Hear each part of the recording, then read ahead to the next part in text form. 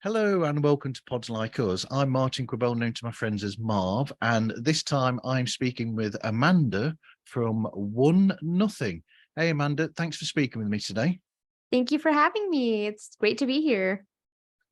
Now, when I first started listening, which is when I wrote these notes, so we'll be completely honest here.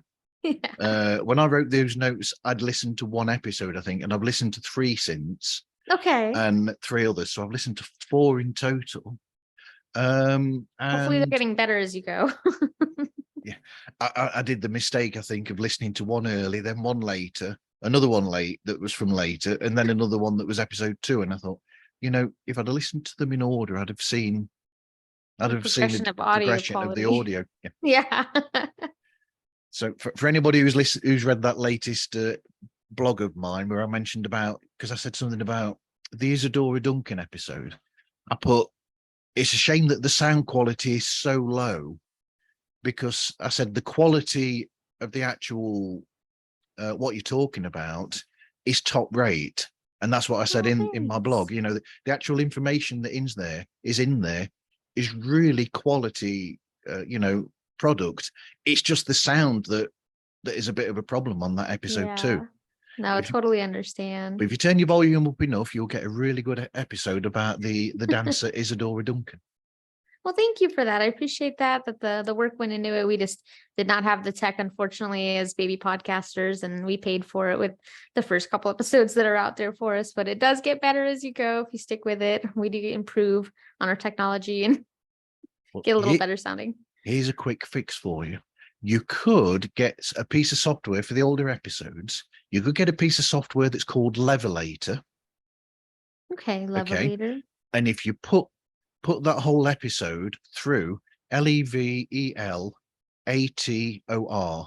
Okay. And if so, you put your sound through as a WAV file, not as an MP3, but as a WAV. It only works with WAVs, but you can convert from MP3 to WAV. And then you put it through that, it will level all of it to the same level, all the voice, all the way through.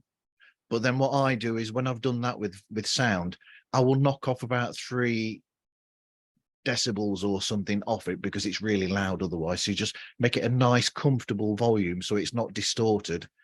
So use the Levelator and then knock off 3. I appreciate that. Thank you. Levelator.com and make it a WAV form. Got it. Yep. There you go. Thank you. But you could do that with the older episode. There we go. So, I mean, so when I wrote this, I wrote, first of all, the interest of true crime, but it's a lot more than that, your show. It's not just that, which is what the first episode sounds like. It sounds like, oh, it's a really good true crime show.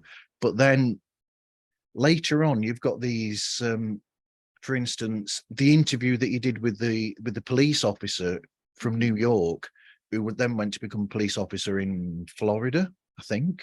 Yeah, exactly right. That was an incredible discussion, a really good chat, but also really good to get those great anecdotes off him and those great stories about crimes and how he worked those crimes. And that is really good, in detail information from him.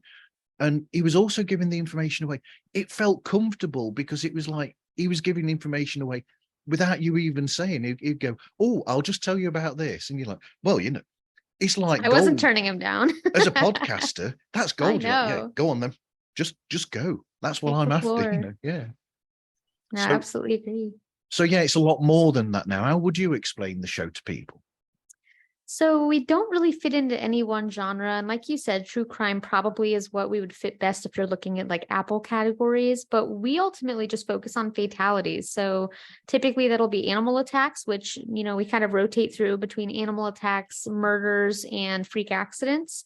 And then every 10 or so episodes, we'll have a survivor. So we had a couple survivors of animal attacks come on and share their story. And then we just pepper in whatever kind of relates to that. So we got the opportunity to speak to Vic, that officer, and he had, first thing I said was, do you have any murder stories? He's like, yeah. I said, we want you. So just anything relating to fatalities really we don't really have a category that fits that out there, but that's essentially what we're about, is just getting the stories of people who passed, telling stories about what they were like when they were alive and how they died, and then if we can learn anything from that. Yeah, I mean, one of my best friends is actually a police officer. I mean, England is different because although saying that, Yeah. he is actually a trained marksman, which is pretty cool for a Brit, because we don't Wow. normally carry guns over here. Yeah. So he was one of the police officers. He was called away from where he was stationed to go and be, when we had attacks, terrorist attacks as well, when the buses were we had I the bus bombs.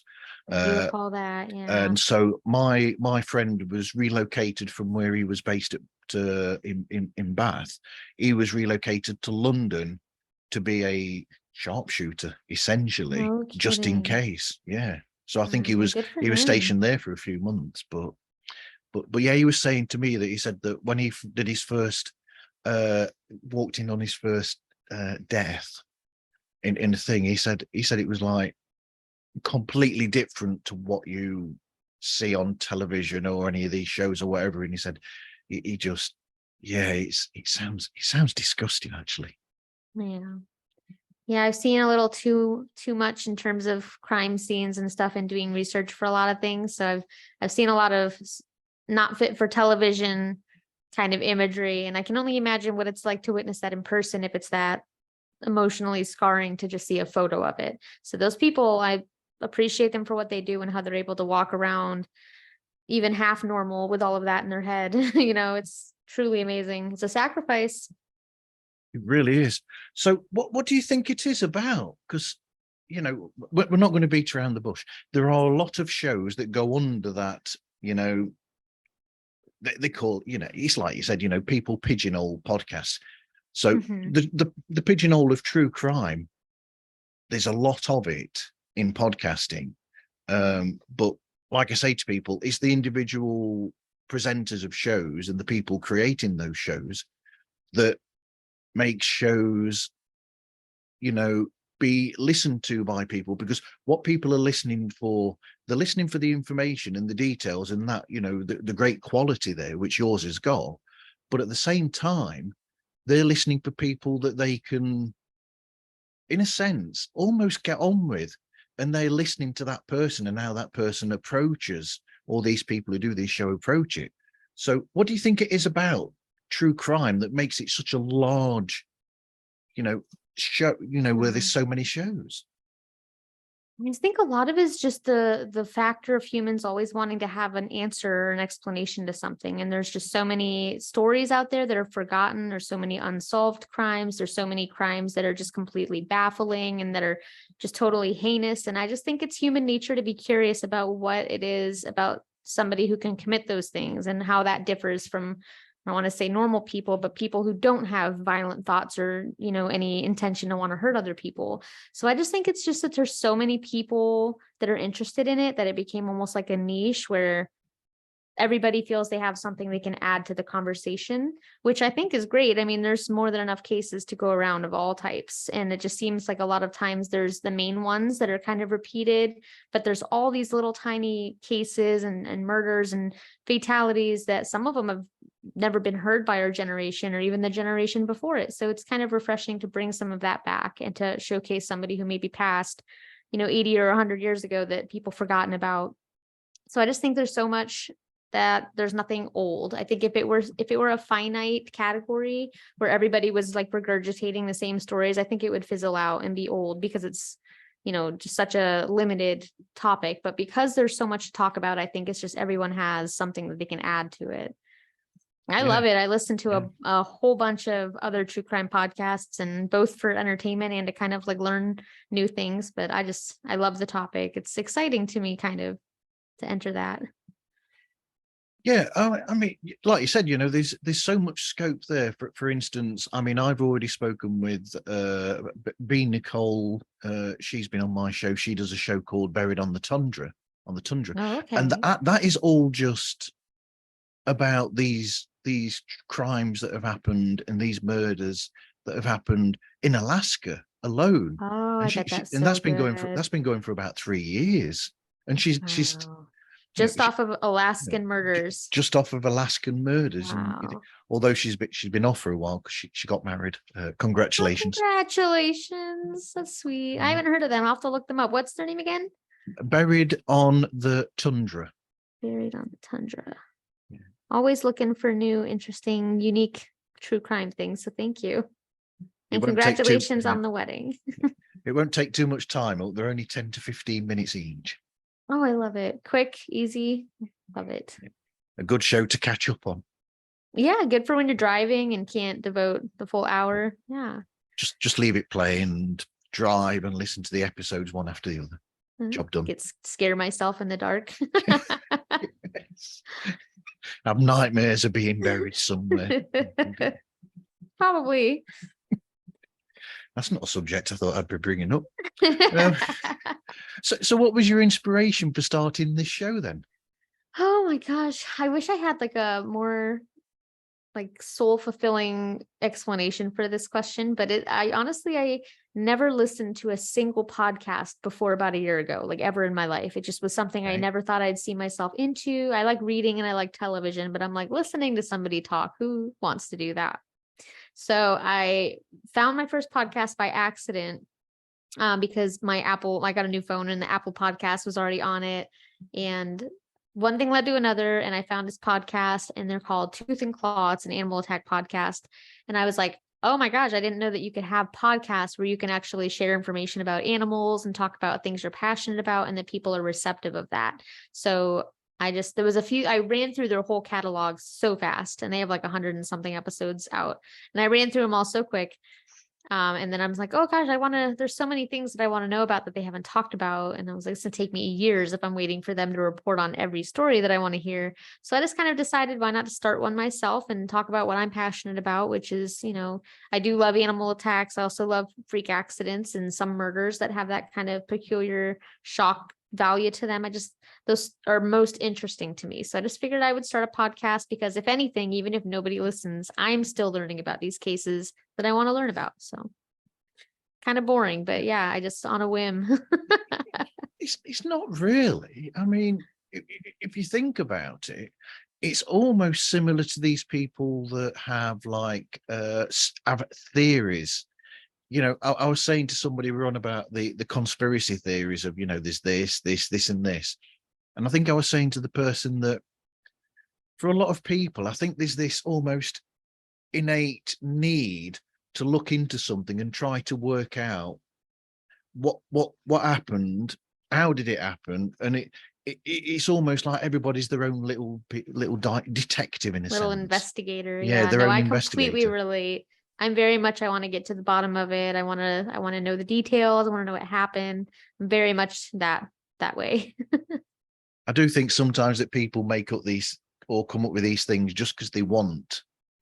Yeah, there are a few. Sometimes there's a few out there that I've fallen across. Like I got really invested in a story once that I did actually for our Patreon.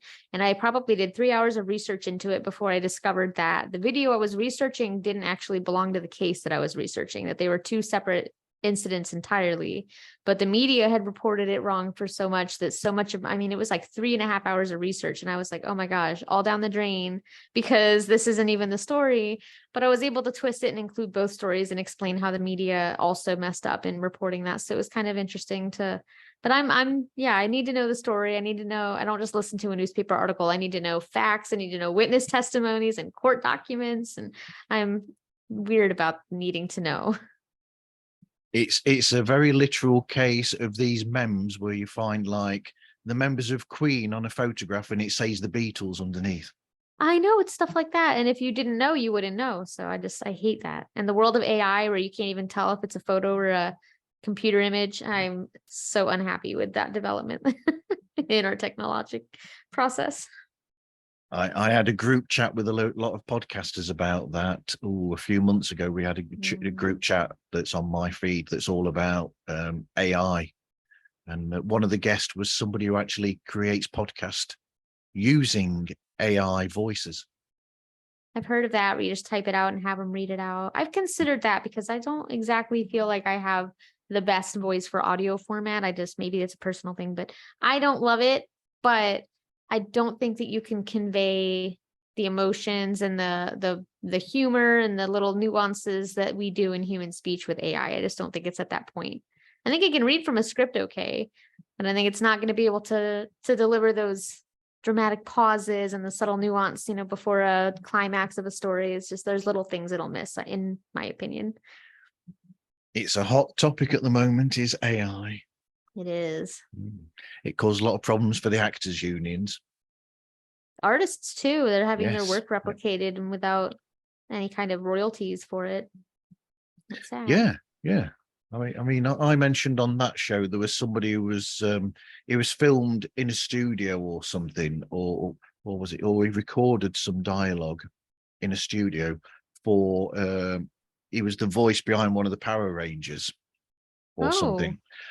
So he recorded, I think, for about 2 hours of footage and got paid for doing that 2 hours.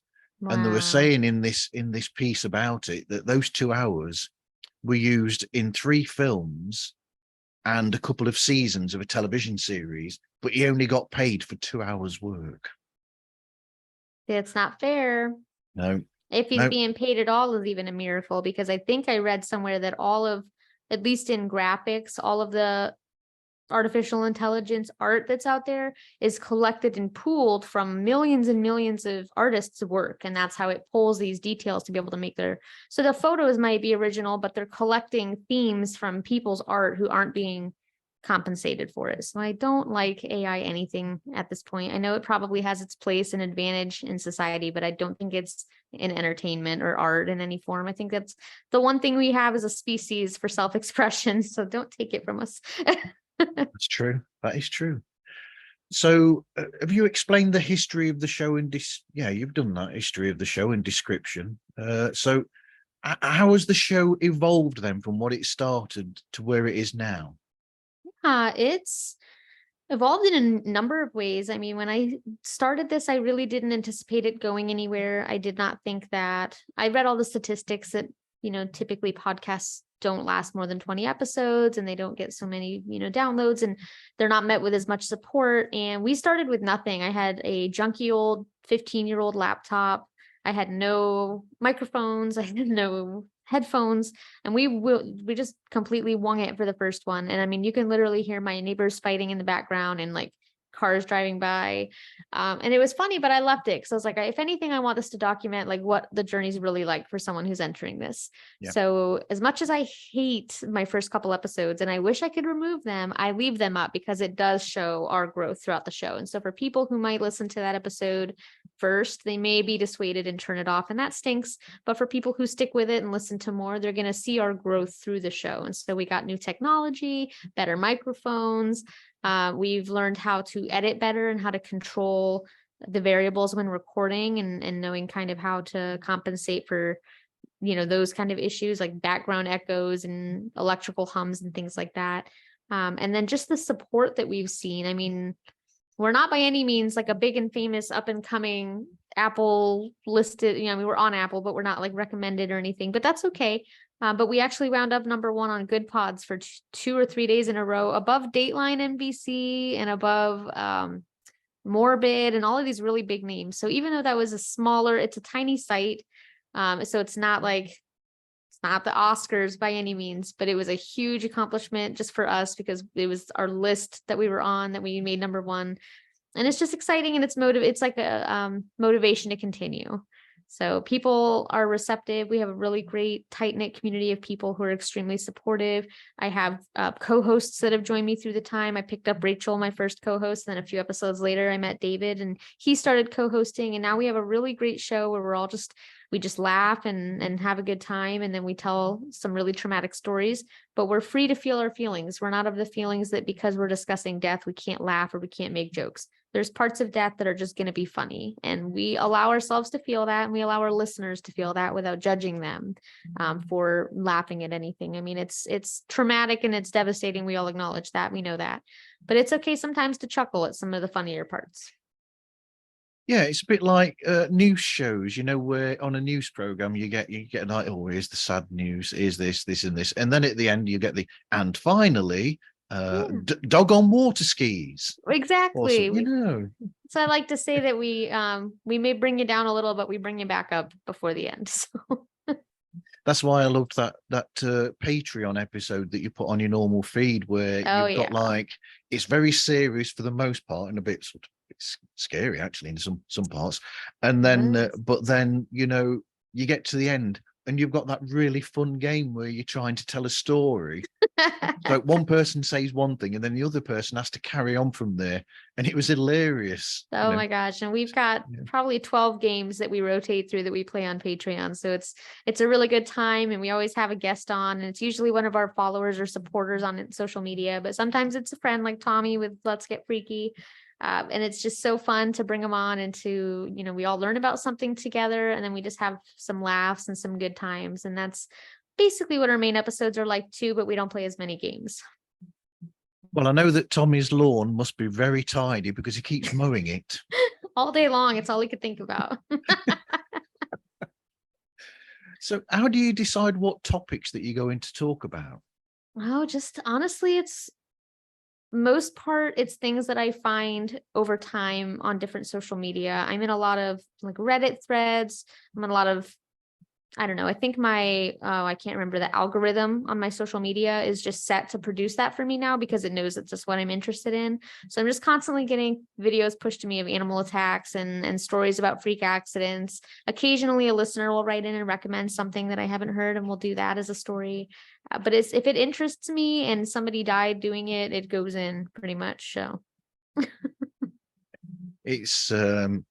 it's a bit like my Netflix, because I don't get to watch that much on there now. My next Netflix feed now is based on things that my other half watches and not what I used to watch. Oh, okay. Yeah. So much like that. Yeah. I get just like a constant stream of content ideas to me whenever I log on to Instagram. So it's nice to have that, but it's also nice because a lot of times the videos don't come with any kind of information, and it'll just be a vague video and you don't know any of the backstory. So I get to go in and break it down and tell the real story, which is always good. Like great. That tiger video that everybody's seen. That was a good one. So, and then so the topic choices and then the guests that you've sort of touched on that because you've said that you'll have people who are listeners to the show or friends. But then I'm going to come back to that police officer again. I mean, how did you get hold of him? So he actually found us. I don't even know from where, but we had just friended each other on Instagram, and I posted about something and he just messaged and he said, I really love what you're doing with the show. I'm a retired NYPD officer. I feel like I could add some stuff. And so we chatted a little bit back and forth, and I was all for it because so often you get to hear from the witness's perspective or the podcaster's perspective or even the family's perspective, but it's very rare you get to hear things from the officers that are handling these cases. So I jumped on it, and the second he said he'd be willing to share some stories about the different murder cases he worked on, it was just setting a date and going for it. So I don't linger on opportunities when they pop up like that. I take them if they're like of that level, of course. And you've given me an idea now, and I can't believe I'm going to say this. Uh-oh. I mean, an interesting one might be if you had an officer that worked on a specific case or somebody worked on a specific case, and then you could do a deep dive episode on that specific case, perhaps, and talk over with them each level of how that case evolved from the original, it getting called in to what they did on the scene and how it went from there. That would be fascinating. My co-host and I have talked about doing that and bringing Vic, and maybe we've made a couple other officer friends too. So maybe bringing them in and kind of bringing up a case and seeing their perspective of it and walking us through what they would do if they were investigating it. I don't know. I have to look into the freedoms of what they can talk about with cases that they're directly involved in. But I would imagine as long as we don't name names or personal information that we would be okay. But that is something we've tossed around doing. So funny that you should bring that up. Yeah. I mean, the way around that would be to perhaps agree beforehand on assumed names of people. That would be a good one. And something like that to be able to cover for that, perhaps. That's a good idea. Yeah, give them fake names. Can't remember the name for that, but yeah, you could just have the name of the real person on one side of the paper and the name of the fake name on the other, so long as you don't forget to fix it. Yeah. You're doing the person that's on the right, not the person that's on the left, or the other way around. Yeah. Scrap that in post, right? Just edit it right out. Unless you're a video, and then you've got to really mess about with the video. Oh, then you're really messed up. No. Oh gosh. Oh, dear. I'm not looking forward to having to edit video for my podcast when those days come up and I make really bad mistakes. I'm not looking forward to that. I just finally mastered audio editing, so I'm not really ready to venture into video editing just yet. I have to now, because there's a company that's putting my podcast onto Roku devices so people can watch them on Roku. That's amazing. Oh my gosh, look at you moving up. I know. Cool. Trying. That's incredible. Good things to come. So what sort of research then do you do leading up to the episodes? Is it so much, because it depends on whether you're doing a show about a specific person or if you're doing a show where you're talking to somebody. The different types of research, of course. Absolutely. So the more well-known cases are definitely easier. The murders definitely are easier because there's usually court documents. A lot of times the freak accidents also have that.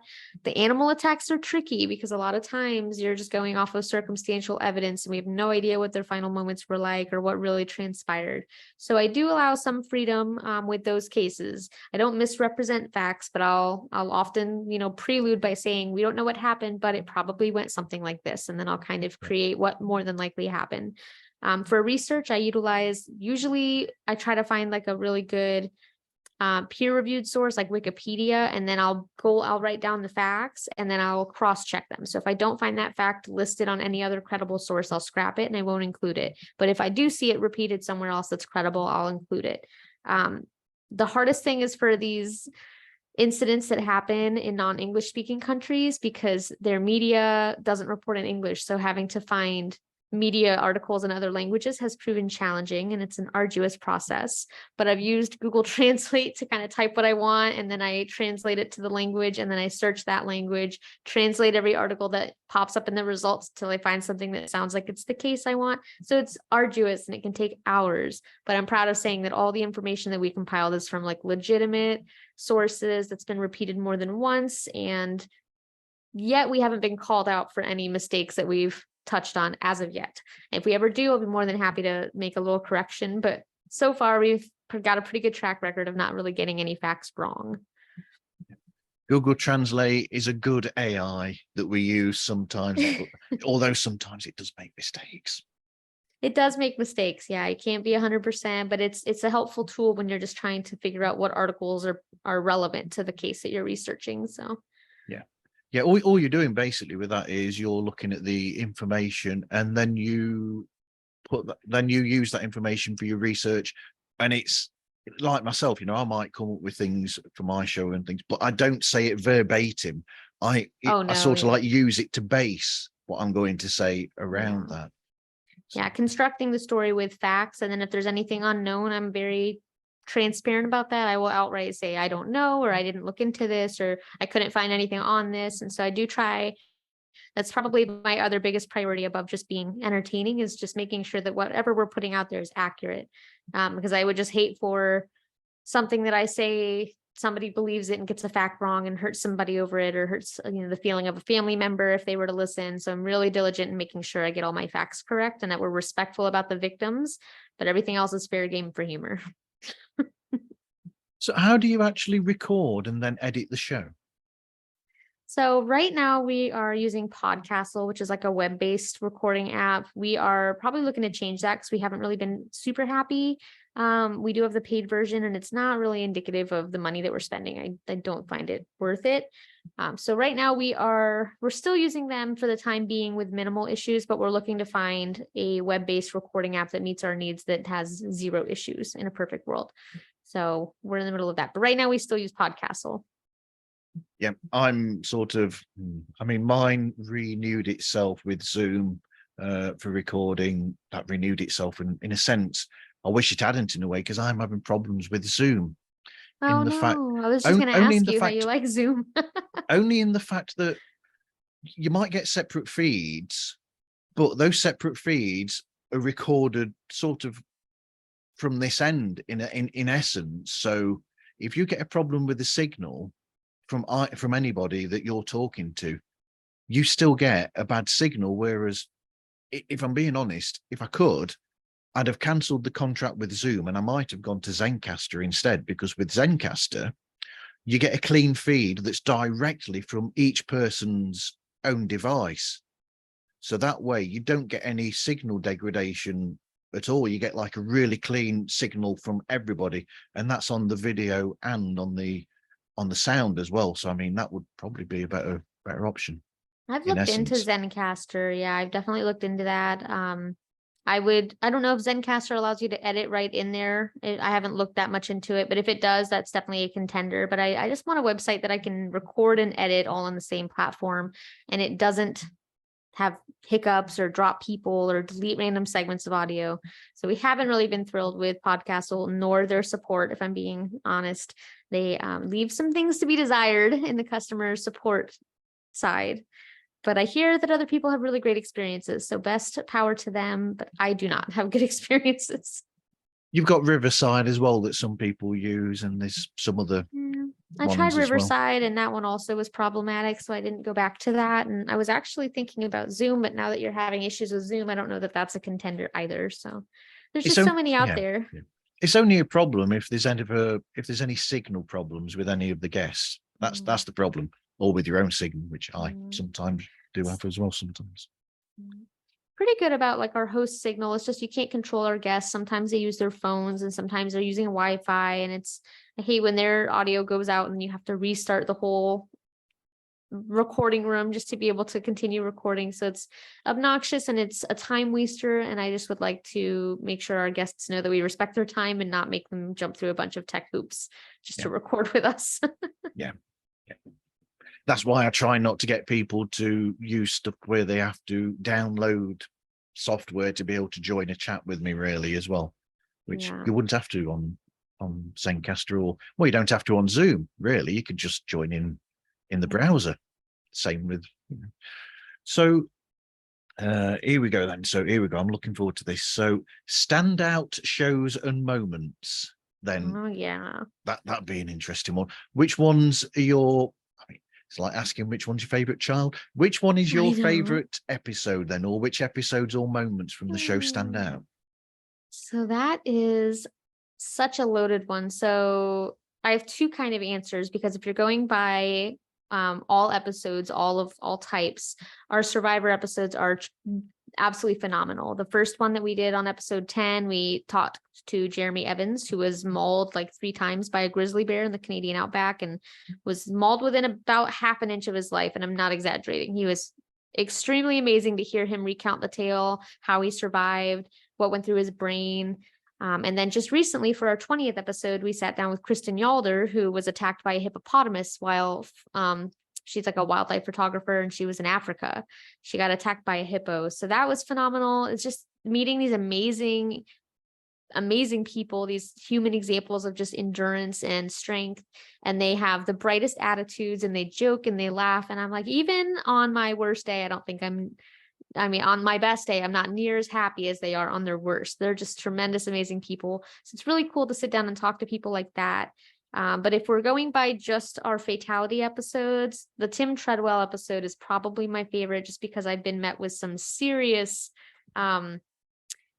like good praise for that. I didn't watch it, but I hear that my episode covered more facts than the documentary that was released by Werner Herzog about his life. So I was very proud of that. Heard that a couple times. Really cool to get the deep down story about somebody that's very widely known throughout the naturalist community and the animal attack community. So that was probably the favorite.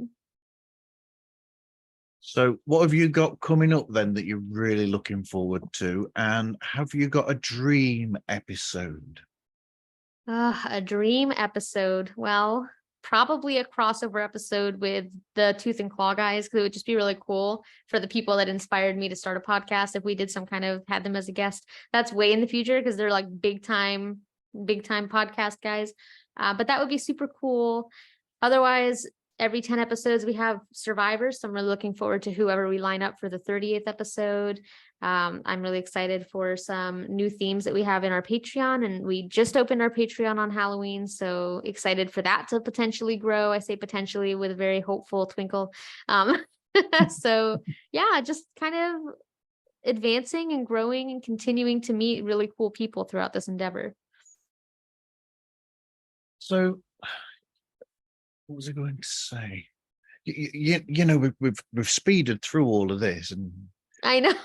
you know, very quickly, in fact. So I mean, I'm trying to think of some sort of talking point now, in a sense.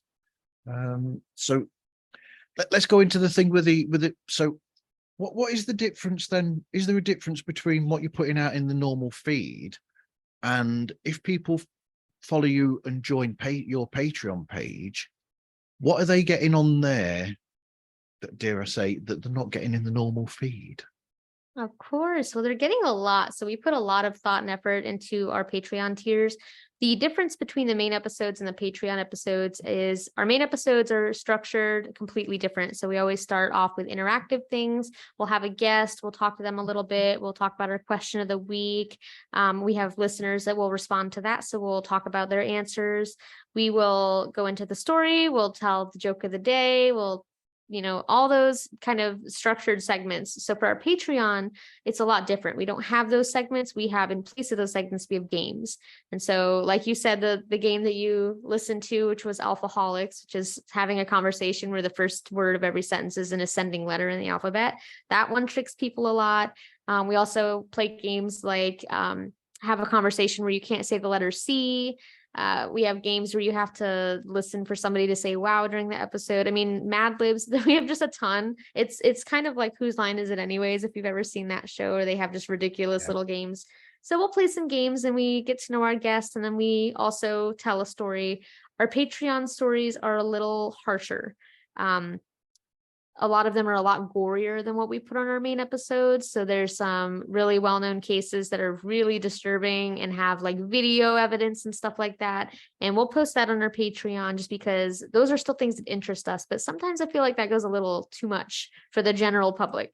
So if you're into gore and you like stuff like the Russian lathe video, or not like, but if it interests you, that's the kind of stuff that we tear into on our Patreon. We go in depth into learning the whole story behind these videos and these viral videos, and then we play games to kind of cheer yourself up before and after.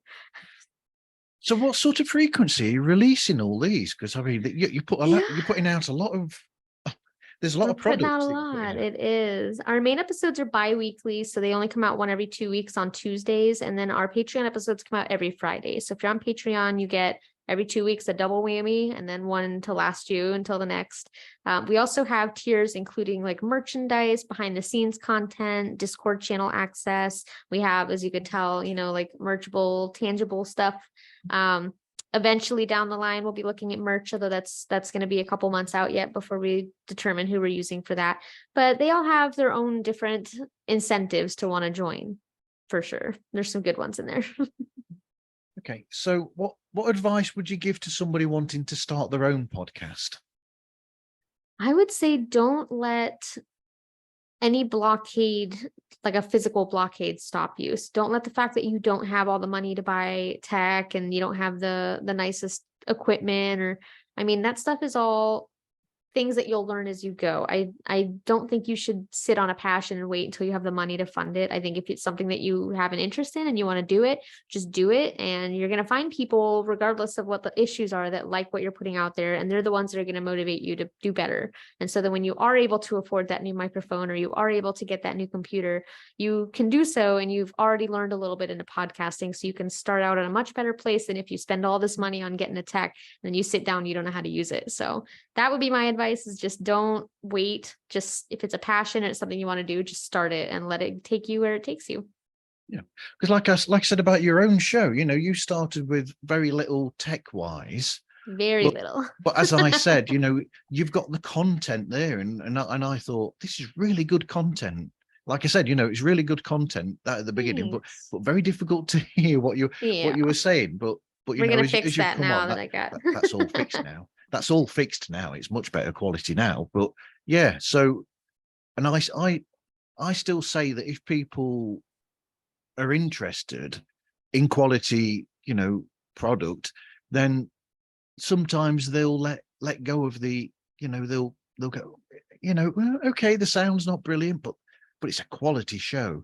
And I think if people push through these things, they might get more out of it in a way. Absolutely. And we're not for everybody, and I don't anticipate to be. So there's going to be people that click on and click off, but it's if you're wanting to be invested in a show and not just hear a couple episodes, if you're really wanting to be invested, I think hearing the growth is the best way to relate to them on that level. So our fans that have been with us on Instagram and our listeners since day one, we've grown really close to them because they've been supporting us since before we had all of this stuff. So not to say that our newer friends aren't the same, but it's a different level of friendship and getting to know each other when you have somebody supporting you from when you have nothing until you actually have, a good number of downloads coming in, or you're making charts, whatever they may be. So yeah. Absolutely. So what other podcasts do you like to listen to now that you are listening to podcasts? Most of my friends, they all have podcasts that I've met through this that have podcasts. So, oh my gosh, there's so many where to start. So we have my friend Kevin, Where the Weird Ones Are. He does a great podcast. Total Conundrum. They do a really good, very similar theme with like the true crime and the cryptid stuff. Oh my gosh, I'm going to lose track of all the amazing ones that there are because I can't even rattle them off. Brutal, Bizarre, and Boozy is up there. Oh my gosh. Tommy Cullums with Let's Get Freaky. I feel like I should have had a list because I can't off the top of my head rattle them off super quick, but Cryptid Warfare, there's just so many that I listen to and I try to keep up with them. Suspended Sentence. I should have had a list. I'm forgetting people, but I listen to a lot. So do I. Anyway, thank you for speaking with me today. Yeah, thank you so much for having me. It was so great, and getting to talk to you and learn a little bit and go through the evolution of 1-0 was exciting for me. A little trip down memory lane. Yes, because So where can people find you and get hold of you? Sure. So we can be reached on just about every social media platform. At least we're trying. So we're on Instagram and TikTok and X and Facebook, all that under 1-0 Podcast. Our email is 1-0podcast@gmail.com. And we are on every podcast platform that I could find. So major ones, little ones, we're on all of them. I really, really love people who interact and give us feedback. So if you like what we're doing, give us a 5 stars. If you don't, please tell us, but please maybe don't rate us unless you really, really have to. Yeah, let us know first before you do that, before you knock the stars off. Yeah. 1 star and dash.